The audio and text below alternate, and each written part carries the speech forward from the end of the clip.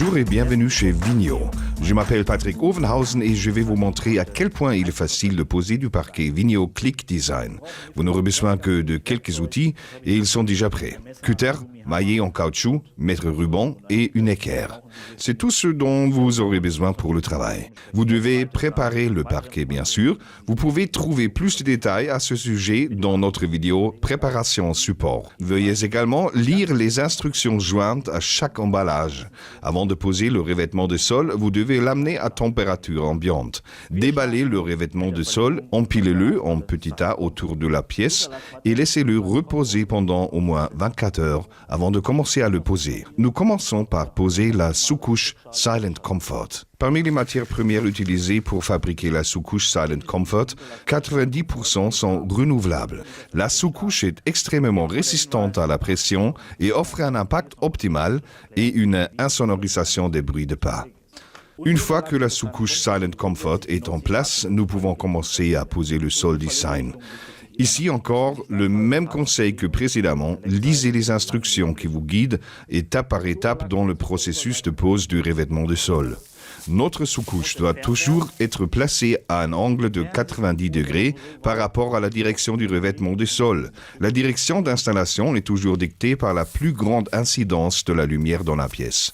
Cela signifie que nous posons nos panneaux avec le côté lent face à la lumière. Notre sous-couche a un film sur le côté supérieur qui doit être enlevé, mais ramenez le film aussi loin que nécessaire pour commencer à poser le revêtement de sol, puis reculez progressivement. Une fois que vous avez retiré le film, nous commençons à poser le sol dans le coin gauche.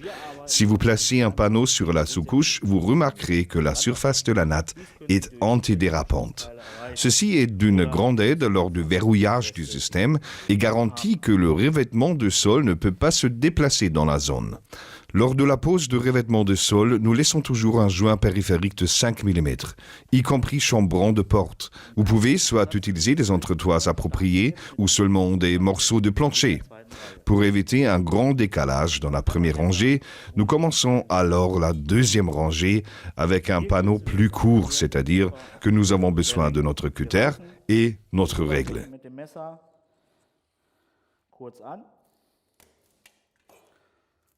Und dann können wir das ganz einfach brechen. Nous prenons maintenant ce panneau plus court et le déposons dans la deuxième rangée et le mettons en place en le faisant glisser à un angle de 30 degrés par rapport au bord, sans oublier de laisser un joint de dilatation de 5 mm, puis en poussant doucement le panneau vers le bas. Nous devons raccourcir le panneau au tiers de sa longueur d'origine. Si nous marquons la surface avec le couteau, nous pouvons alors facilement casser le panneau en deux.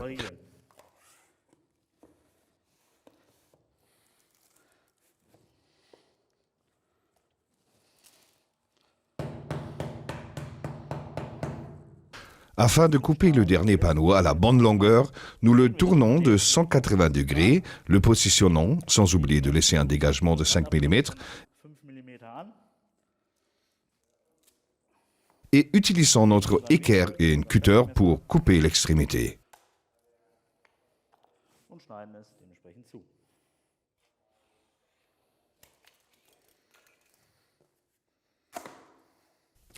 Nous pouvons maintenant verrouiller le panneau coupé comme d'habitude.